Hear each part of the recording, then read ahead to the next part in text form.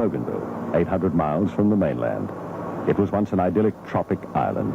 The cash crop was coconuts and cocoa, and the white population was less than 3 dozen.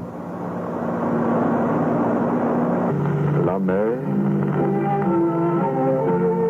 qu'on voit danser le long du golfe clair a des reflets d'argent. La mer.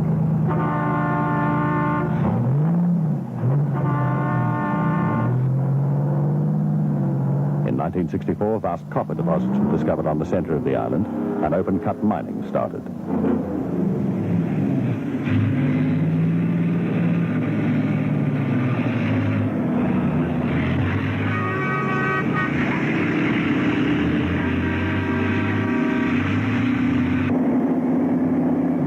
Western society could not have invented a better way of disrupting a stable community.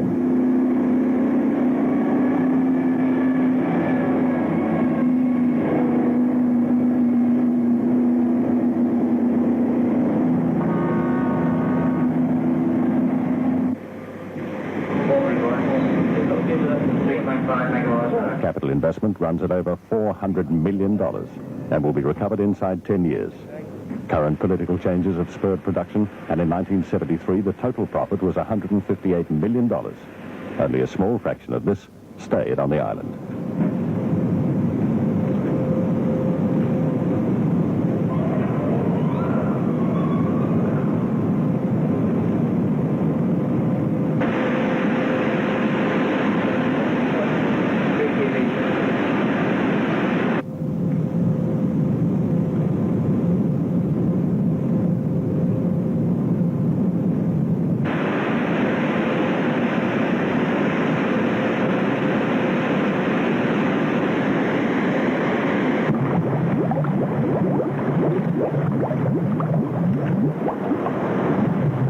I came here to Bougainville because people are talking about big money, and then again, you're looking for a bit of adventure when you come to an island like this, and the South Sea. You're thinking of beautiful women, maybe, or again, you see the palms and the white beaches. And then again, in the end, I think money counts the most, and you really can make a bit of money if you put the hours into it. But no financial equation can express the disastrous effects on the island.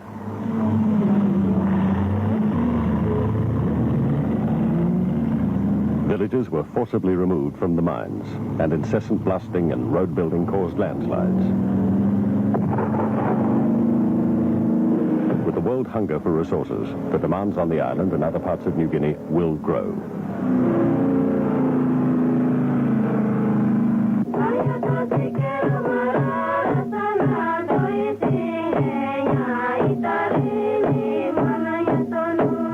Physical effects have been pollution on a scale intolerable in Western countries.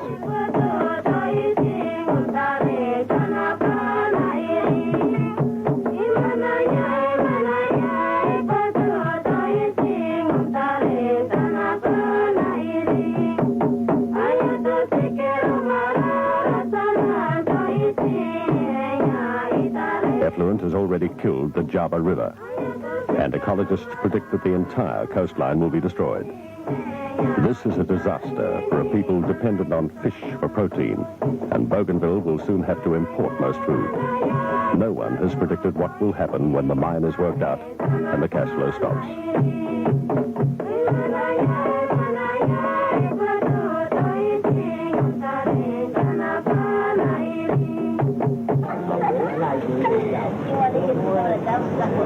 Whole new towns have sprung up overnight, attracting the unemployed and breeding previously unknown problems like petty crime and alcoholism.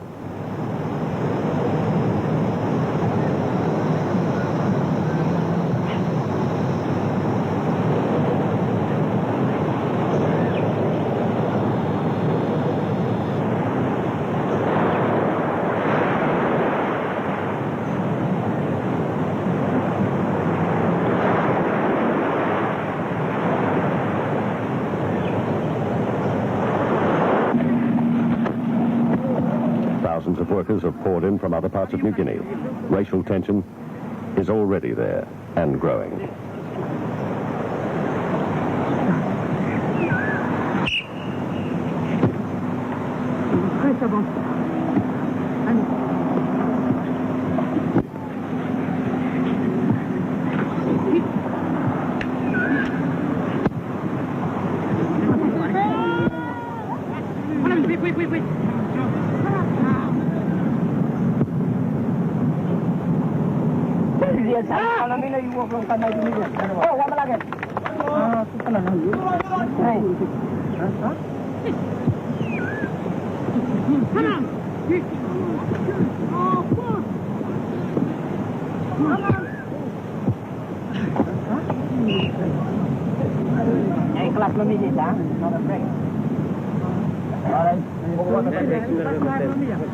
Genetically, the blackest group in the world, and proud of it, the unique Bougainvillian skin coloring is not passed on to children of mixed marriages.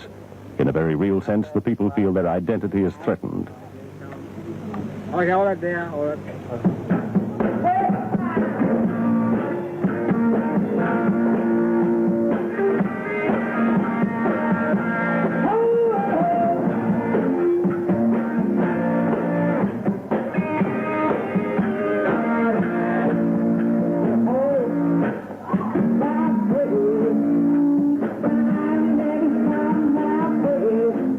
Bougainvillians already feel cheated.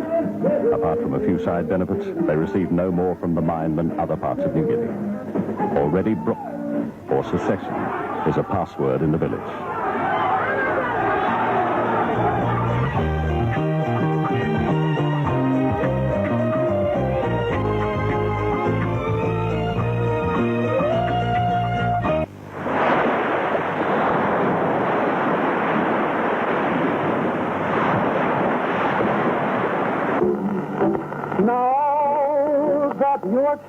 Mountain ranges and deep rivers have isolated most tribal groups for centuries.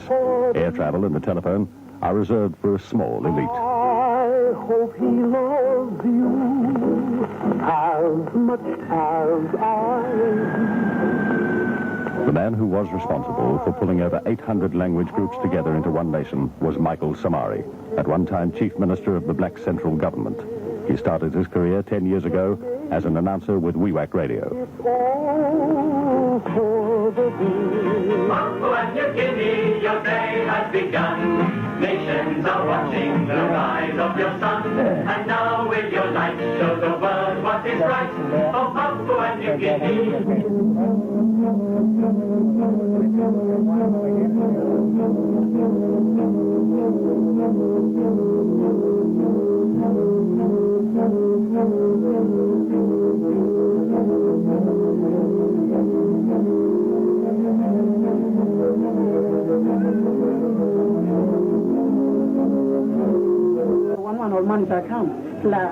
But while radio is cheap and efficient, it also creates new experiences and new needs. It gives a vision of the outside world that is not always accurate.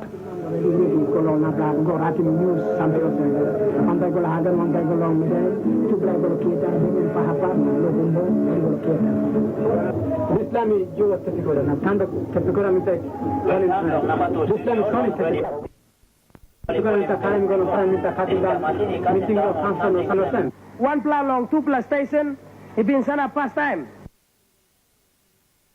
Only make him plenty. Talk. Like give him plenty, think he go along work from government. Samari's aim was open access radio that could help revalue traditional life. But already big changes were underway. Local art forms are adapting or crumbling under its impact.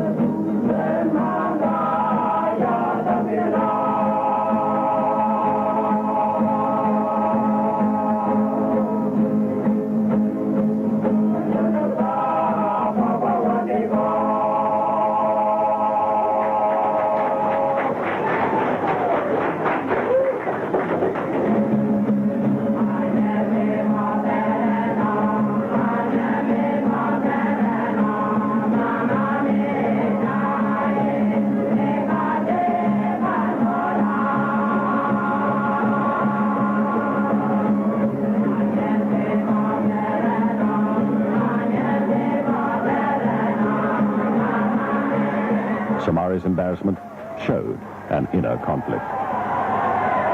How could he lead these people into the future, yet preserve their traditional strength?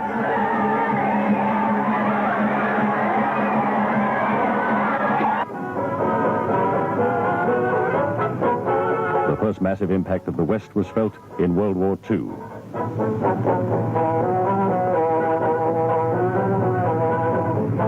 Vast amounts of new and wonderful goods literally came from the skies. These riches convinced the local people that magic was involved.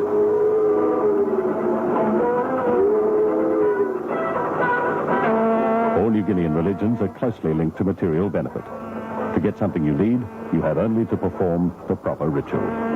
The inability of whites to explain how their goods were made convinced New Guineans that they were withholding the deepest secrets of their religion.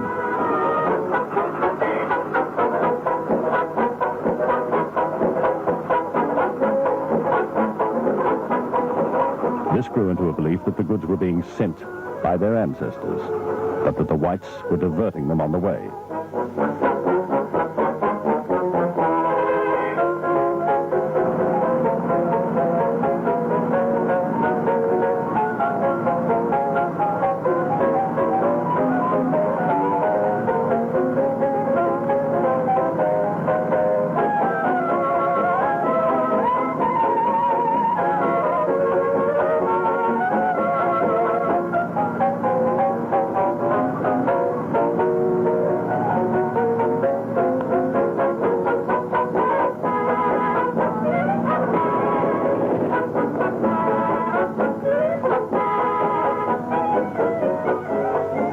The whites made all New Guineans feel poor by comparison. The growth of cargo cult was inevitable. New Guineans had only to learn the new magic, and they could be rich too.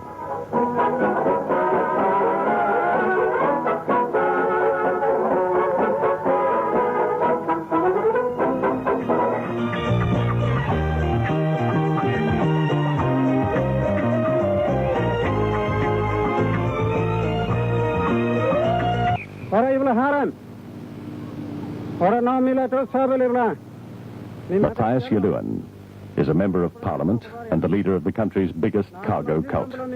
His first job was unloading planes for a local mission.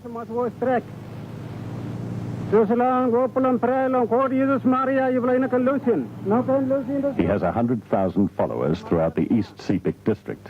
He exhorts his followers to spread the cult.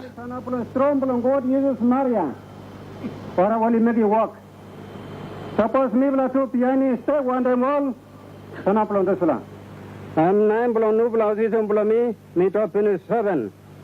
Tasal me walk wall send long Christian. Azisum bla me talking all people bla me also me bla must walk lo 9 blon ko na Jesus na Maria.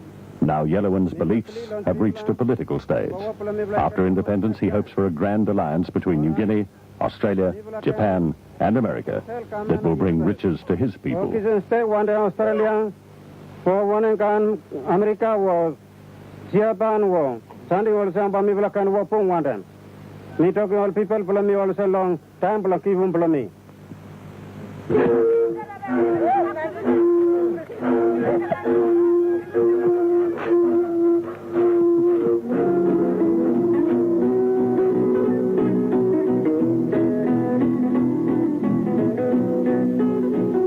Cargo cult is a result of deep cultural shock.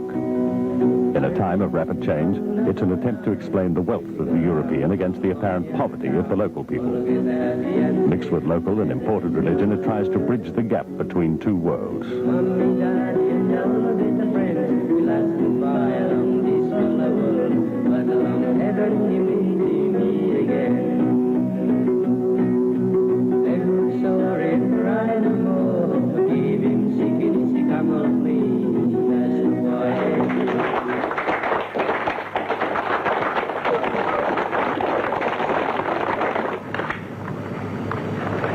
I'm Father Mahalik of the Catholic Mission in Wewak. They have seconded me from Europe to start a newspaper in this Melanesian Pidgin language. The reason for it was that there are some 500,000 people speaking this language in Papua New Guinea, and there, until now, was no newspaper at all in this language. As a matter of fact, there was no newspaper at all for the people of New Guinea. The only thing they ever used newsprint for until now was to roll their own cigarettes.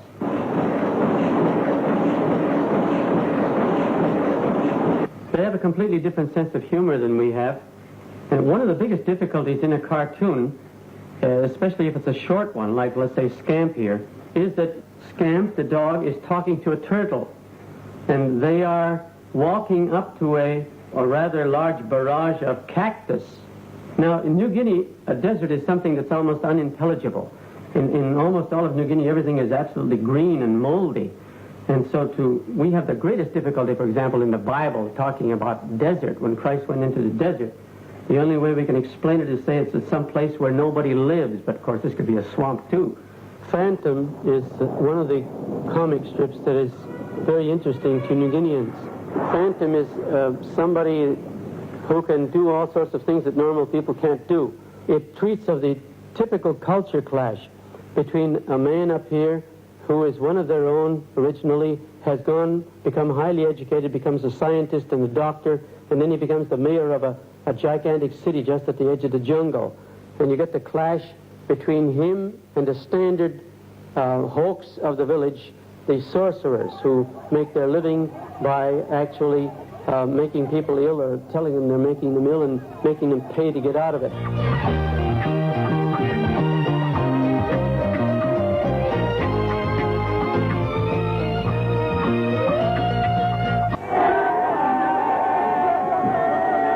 In the village of Alupu, a respected local councillor suddenly dies.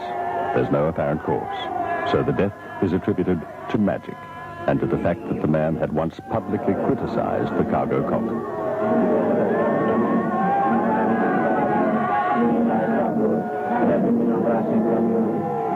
Jesus, Maria, Joseph, Jesus, Maria, Jesus, Maria, Joseph, bring me lang heaven, amen. Abot mari-mari gising sa ablangan lang, walang heaven, ibang nagatawa ko yung naging lang, huwag lang ugay ko, mari-mari lang.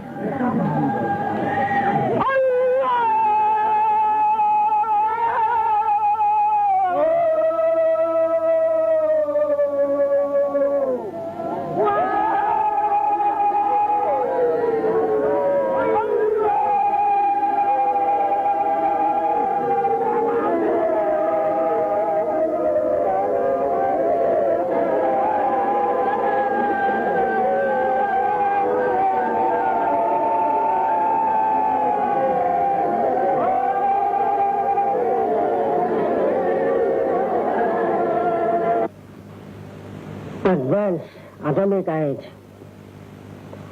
Courageously advance atomic age step by step and crush under your foot our stone age. It cannot and will never resist your mighty step. Cautiously advance atomic age. Hark and behold, our stone age is swaying and groaning right beneath your mighty step of pain. Hatingly and stubbornly, resisting and frowning, but forever and ever in vain. I will not and will never leave you alone, my friend. In time to come, you will be no more. When Alan Matashi, New Guinea's poet laureate, was a young boy, the divisions between native and European were clear. His poetry still praises the superiority of white civilization.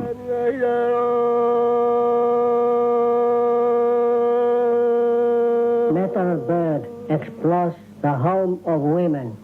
In the words of the Miko song, metal birds, the aeroplanes of the white men, fly over their homes, making them suddenly powerless as women.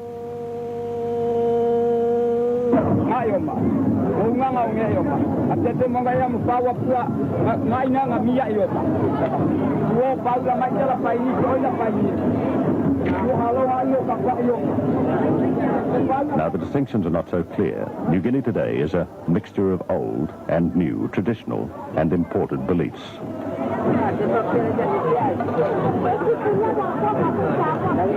Suddenly, white institutions are having to accept local leaders on their own terms. Today is a big day for me. It's a big over of the opening of my church. Our chiefs have come along and brought me our traditional pole. They offered that to me, and now we are on a big celebration. And this headdress I am wearing on me is the traditional headdress of the chief. So I want to, just to show that I'm a real traditional chief, so I'm wearing it today, that everyone sees and be happy.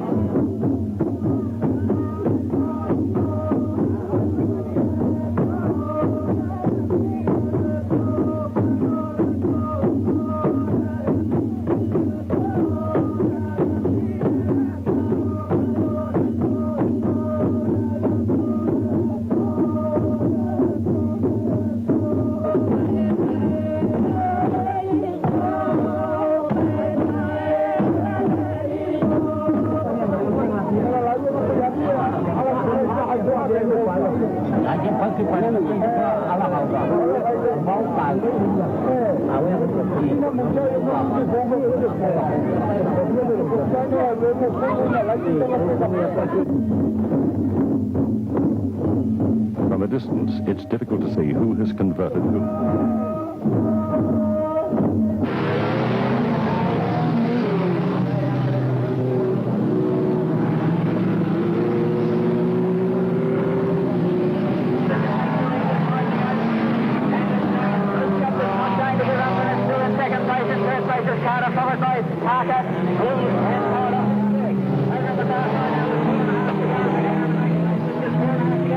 This is cleared out now by a couple of yards over Ricardo. In third place, The pace of development has created a backlash in the white population. Increasingly isolated by their wealth and attitudes, they cling to their own rituals. Cars being there like that. Anyway, everybody's off the... I'm Dr. John Isolati. I've been in Port Moresby as a general practitioner for the past 4.5 years approximately. My practice is predominantly a European or Caucasian one.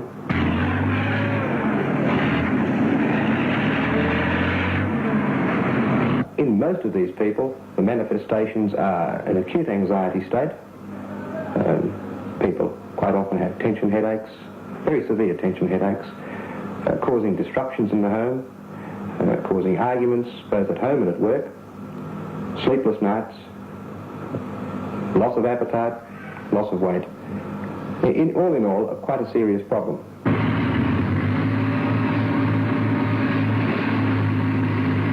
I find, in fact, now that a lot of people are making plans for leaving the country. Some of them are going voluntarily, others have been forced out.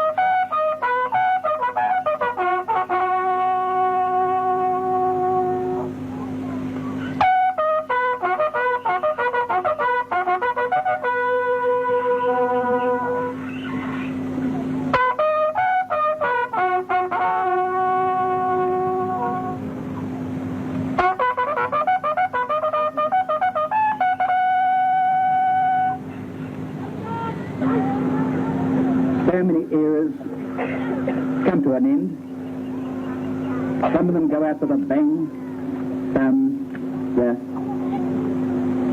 fritter away. But today is the last official Anzac Day that will be celebrated in the nation of Papua New Guinea.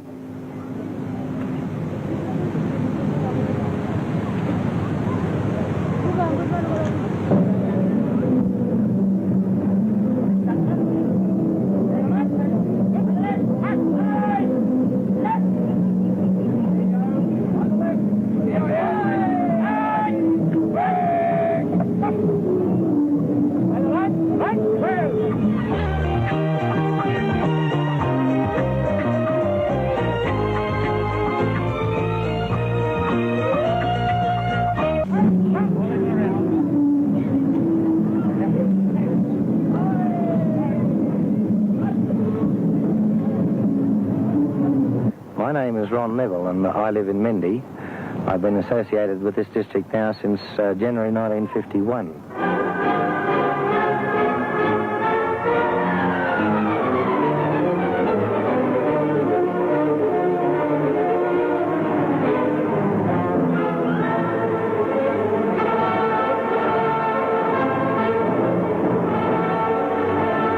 We have a few small industries around the place. We have one that we're plugging very hard now is the hotel to try and get some tourists in here. We have some fantastic scenery throughout our district here, and we have two single-day tours organised whereby we can take them out to a small patrol post and show them the workings of a small patrol post. On the way out, we have it arranged with the local people that we can show them spirit houses, caves of interest, old burial caves, very scenic gorges, and quite a number of things that will take their interest, I feel sure.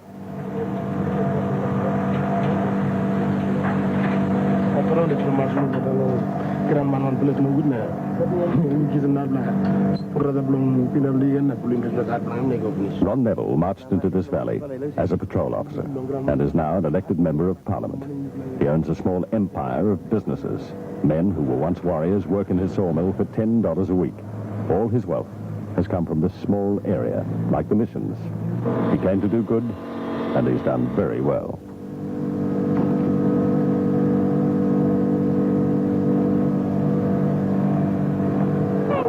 These sort of industries, I think, will help attract people to come up here. We're hopeful that once having seen the place, we can influence some capital to come in and thus create job opportunities for the local people themselves.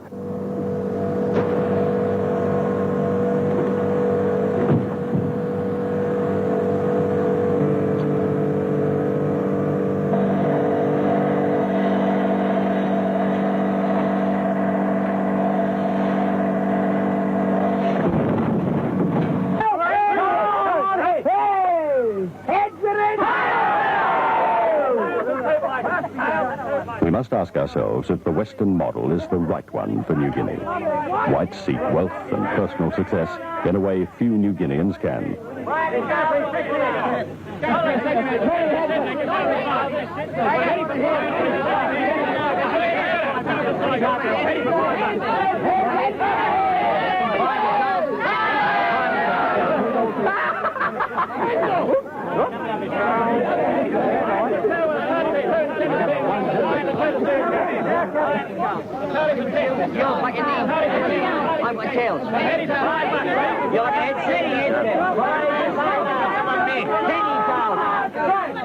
Take off the slack. Back.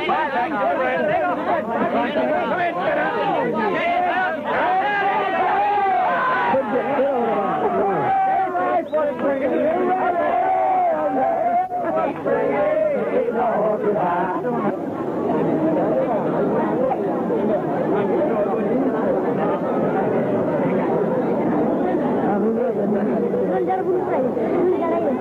For a long time, Western society has looked down on areas like New Guinea, regarding them as victims of a natural disaster, victims of underdevelopment.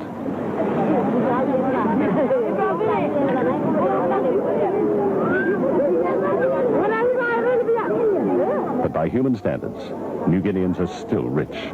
They possess the priceless security of a community structure they know and respect, and most still own a plot of land to grow their own food.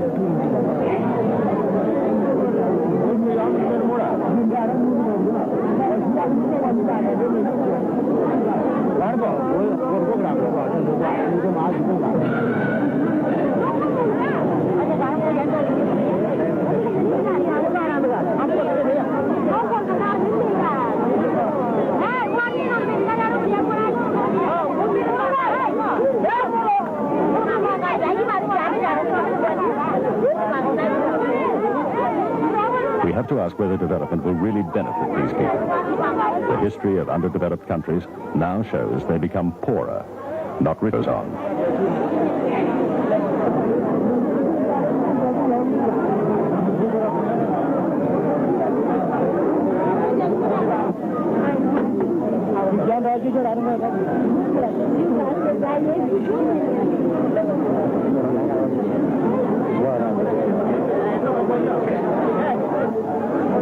New Guinea society is based firmly on the rule of the community.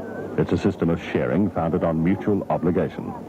Each individual is raised from birth to think of the welfare of the clan.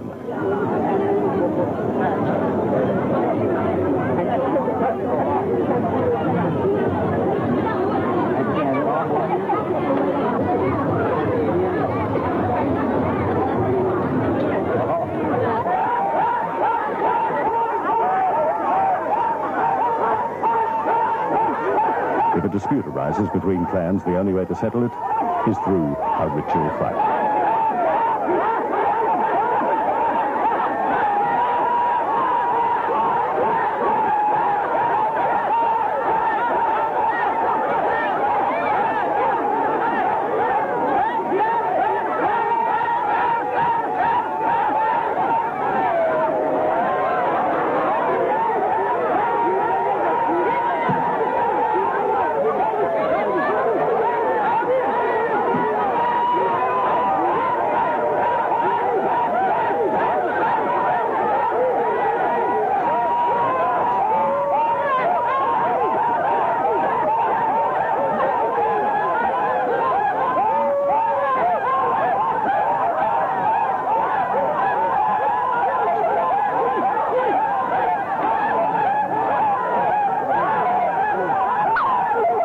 The first act of the white admiss was to halt all fighting. Now, as independence nears, there's a new interest in settling old disputes.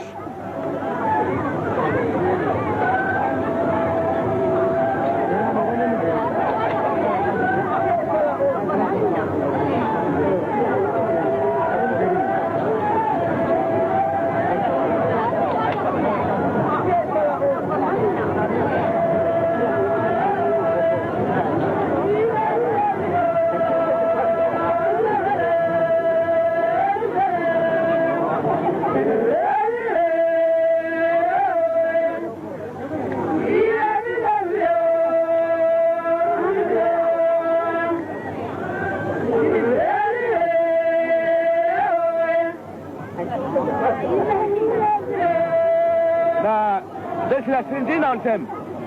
The M on them Biba, flying man, all him been grabbing fight. All grabbing fight now, right now. All kill him, flying man more.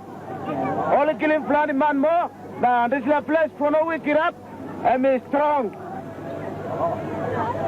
The Panois were the dominant group in this area, and 20 years ago killed 3 men of a nearby tribe. Now the clans meet, and the Panois pay compensation of a shell, money, and wives to the losers.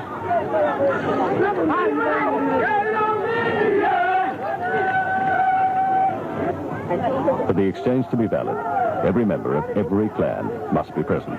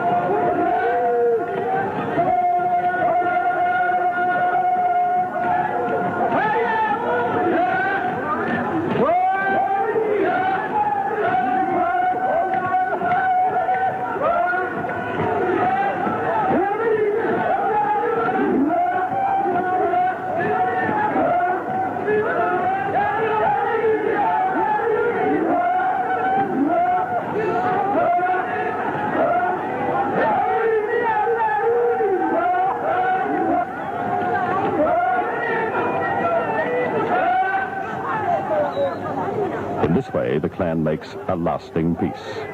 This is one of the great strengths of New Guinea society, the ability to think and act collectively without written laws. These values must withstand the impact of the West and the challenge of nationhood.